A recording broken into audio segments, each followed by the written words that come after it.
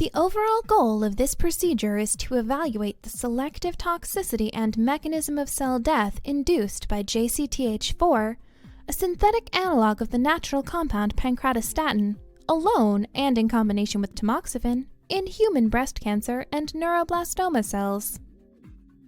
This is accomplished by first culturing MCF7 breast cancer cells, SHSY5Y neuroblastoma cells, and normal fetal fibroblasts, or NFF. The second step is to evaluate the cytotoxicity of JCTH4 and tamoxifen, alone or in combination, by treating cells with these drugs and monitoring time-dependent morphological changes characteristic of apoptosis and autophagy.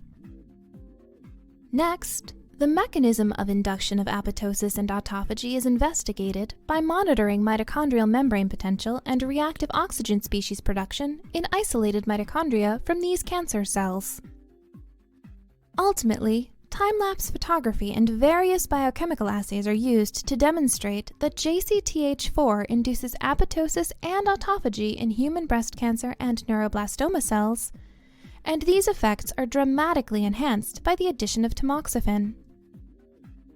Importantly, these treatments do not affect the survival of non-cancerous human fibroblasts, indicating that JCTH4, in combination with tamoxifen, could be used as a safe and very potent anti-cancer therapy against breast cancer and neuroblastoma cells.